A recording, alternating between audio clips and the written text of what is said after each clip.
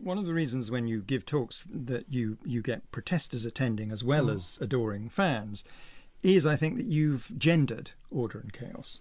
Well, I haven't. Well, you haven't. You say you haven't. You say you've inherited a gendering. Why should they be gendered at all? Well, because our fundamental cognitive axioms are social cognitive. We see the world as a gendered place. We see the world through a social lens. I mean, we evolved in a social environment, and so our deepest intuitions are to interpret the world as a set of characters, and those characters come gendered. And generally speaking, Mother Nature is a representative of chaos because she's destructive but also plenipotential, I would say, and order is patriarchal, which everyone uses that metaphor. I thought you didn't believe in the patriarchy. I don't. So why? I'm slightly puzzled as to how you can have a distillation of gender in one sense as a social inheritance, but not. Well, the word patriarchy in our culture has become synonymous with arbitrary tyranny and oppression.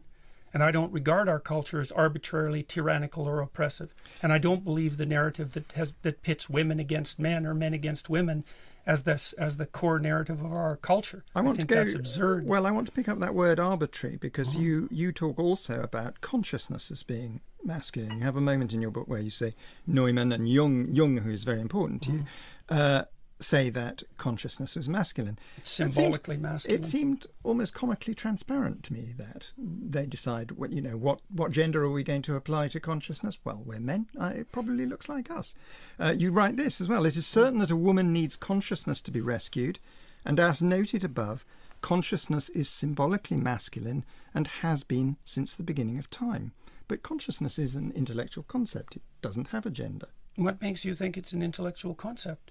Consciousness isn't an intellectual concept. It's a phenomenon. It's a thing in the world, but women... Yes, so our conceptualization of it is an intellectual construct. In what sense is it masculine? It's masculine symbolically, and the radical investigations well, that's a core element of fundamental mythology. It's been a principle of metaphorical cognition for forever. It's not an arbitrary decision by any stretch of the imagination. It is an inherited decision, but I'm curious again about the way in which you treat some cultural inheritance. As you write this as well, we've learned to live together and to organise our complex society slowly and incrementally over vast stretches of time, and we do not understand with sufficient exactitude why what we are doing works.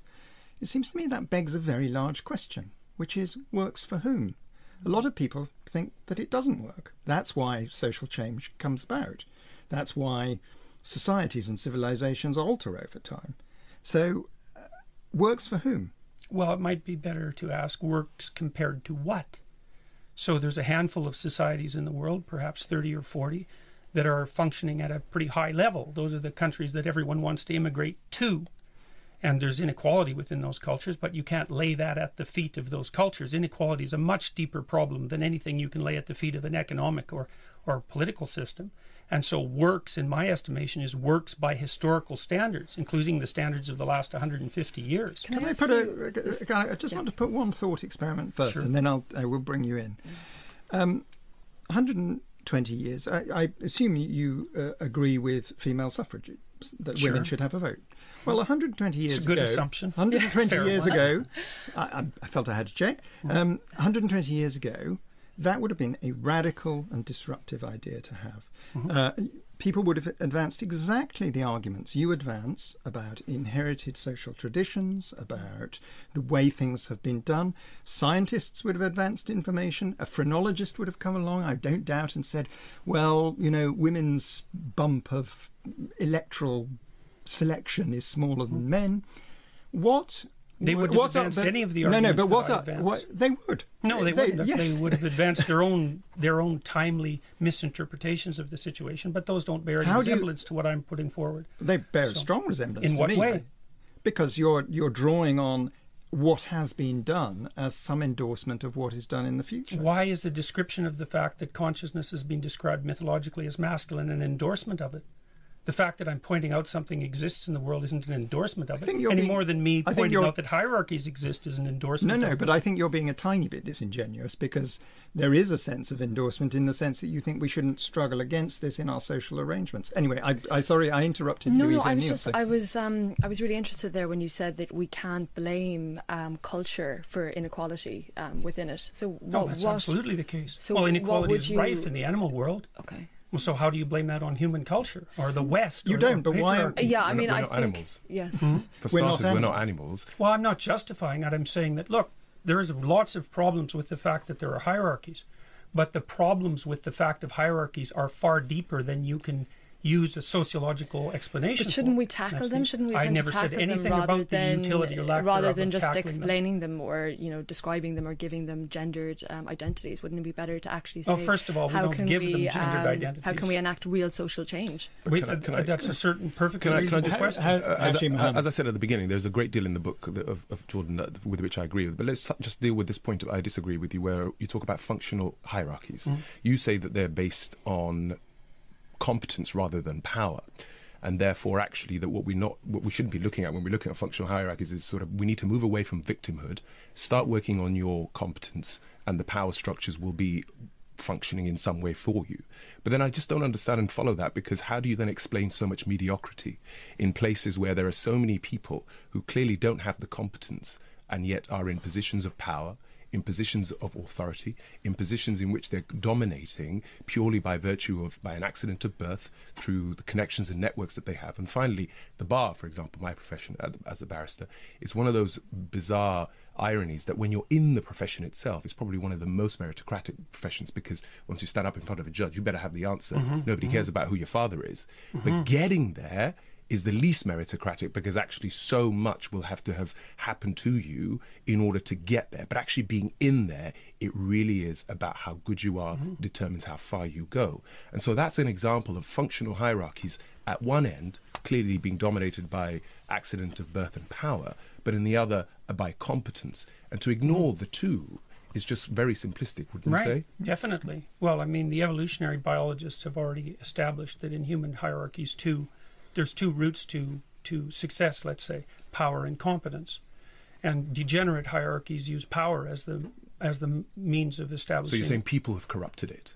Well, hierarchies in general tilt towards corruption. So that would be the motif of the tyrannical king. It's a very old idea. And one of the things that people have to do as individuals is fight against the fact that tyrannies tend towards corruption. And as they become corrupt, people who use power dominate them. And then they turn into tyrannies. Now, the problem is with terminology like the patriarchy and our general discussion of the patriarchy, we're making the reverse assumption, which is that the fundamental nature of our hierarchical structure is predicated on power and oppression. And I don't believe that that's fundamentally true in the West, even though it is definitely the case, as you pointed out, that every hierarchy is corrupted by power. Lawrence Wright, you want to come in on this? You write in your book, the danger in holding on to a myth is it becomes like a religion we've stopped believing in. It no longer instructs us, it only stultifies us. That sort of lit up for me after reading your book, because you're very strong on what myths can teach us and how useful they are. There is a danger to them as well, isn't there? You know, this discussion leads me to think, I've written a lot about terrorism. And I've spent a lot of time in societies that we're not talking about here. We're not talking about the West. We're talking about societies that are profoundly broken. And there's no single cause of terrorism. But it's not like the lack of education. It's not like gender inequality. It's not tyranny. You can isolate each of those and say that's not the cause of tyranny. But despair is the common element.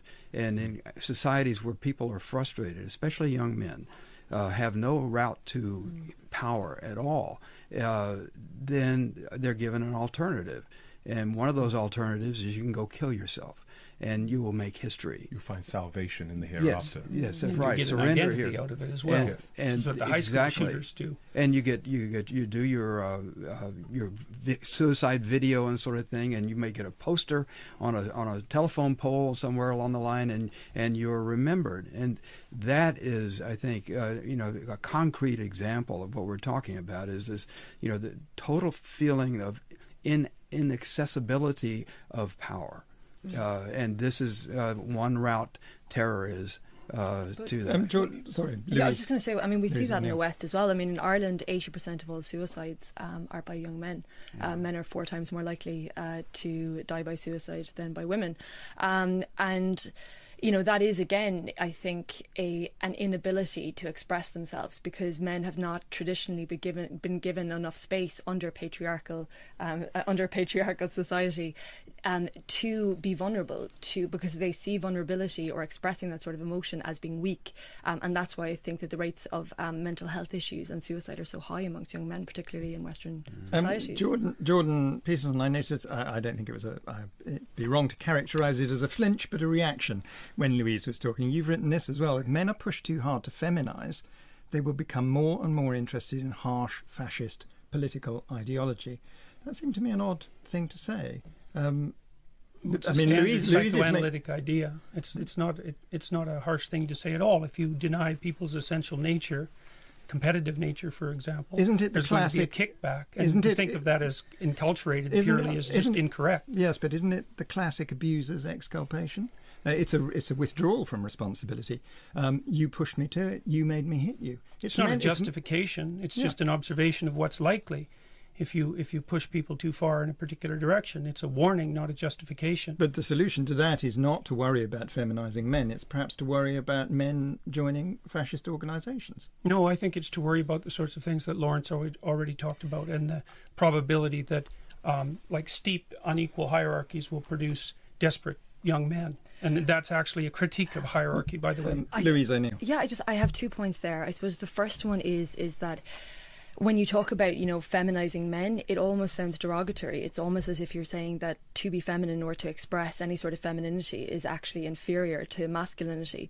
And I think that is a huge problem even within the language that we use. You know, when you say, don't be such a girl, don't be such a pussy, the greatest insults that men can give each other tend to have feminine origins, like, you know, as I said, pussy or faggot, or anything like that. And I think, again, that speaks to a very systematic inequality between the genders. And you attributed the rates of mental illness among men to their inability to express, say, sentimental emotions. Well, and I don't think there's a shred of clinical evidence to support that stance. No. Well, I don't think there's a shred of evidence to support that stance. The kind of violence, for example, that Lawrence is discussing is a consequence of competitive violence among young men as they move I think there is some evidence that men find it difficult to talk about things, and that and they also ways in which you can help young men to talk about things. And that's the evidence for the differential rates of mental health suffering. I also don't think when you're talking about things being so innate. You know, I mean, Judith Butler would have said that, you know, gender is a construct, that gender is a performance. Mm-hmm. Well, Judith Butler doesn't know what she's talking about in the least, so I don't accept that. I mean, that's interesting, but she's no scientist. She doesn't know the psychological literature. Well, then if you look at someone like Cordelia Fine, who wrote The Delusions of Gender. Haji Mohammed. I was just going to ask. Sorry, do you want to finish your sentence? No. I was just going to ask about the one of the things Jordan says about order and chaos is between order and chaos you go on to find some sort of meaning, and I just wanted to pursue that with you, because one of the things I found coming here as a young boy with very little order as such and much chaos, it was a great importance to try and find a way in which you could sort of have some impact of your life. And this is not a new idea, though, because I don't know if you've read much of Viktor Frankl's work in the Pursuit of Meaning, in which he talks about to live is to suffer, but to survive is to find meaning in that suffering. But I just wanted to take it one step further, where you say, actually, therefore, the pursuit of happiness is something that you shouldn't bother with. And actually, the real pursuit of life is about meaning, whereas Viktor Frankl, for example, says you do not necessarily have to suffer to find that meaning. There are other ways in which you can find that meaning. No, I don't think you have to suffer to find the meaning, but you need the meaning to be able to tolerate your suffering. Right, okay. So it's about finding the meaning in order to be able to survive your circumstances, and not necessarily without becoming bitter. That's exactly right. Louise, I want to come on to you, because you've written a book about suffering. I mean, it is mostly about a woman's suffering. Why did you want to rewrite this particular tale? Well, I suppose I was really fascinated by the stories as a child.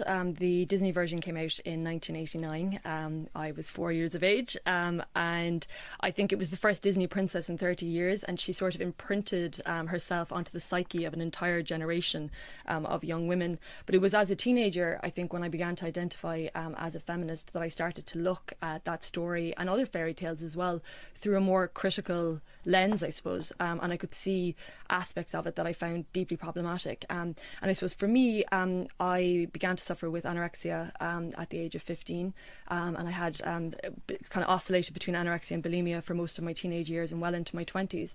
And I started to wonder about the social messaging, you know, contained within stories like these fairy tales, where it was that you have to change your physical appearance in order that a man will love you, and the idea of, I suppose, attaining that sometimes unattainable ideal of beauty in order to win that love. I suppose I just find that really dark messaging, especially to be telling young children. One has to say it's a dark ending to your. You haven't replaced it with a, as it were, a positive and light-filled. Well, I thought it was much more empowering, actually.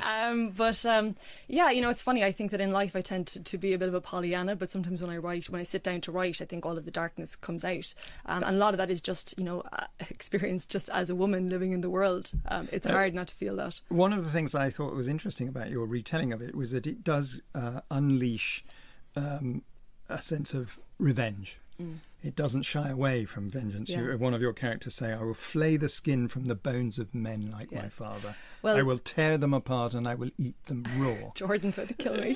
I'm so scared. Please help me. Well, he may have things to say about it. Yeah, well, it was when I was doing research, I came across the Rusalka, which is in Slavic mythology, and it is young women who died in very tragic circumstances. So maybe they were jilted at the altar, or they were drowned because they became pregnant with an unwanted child.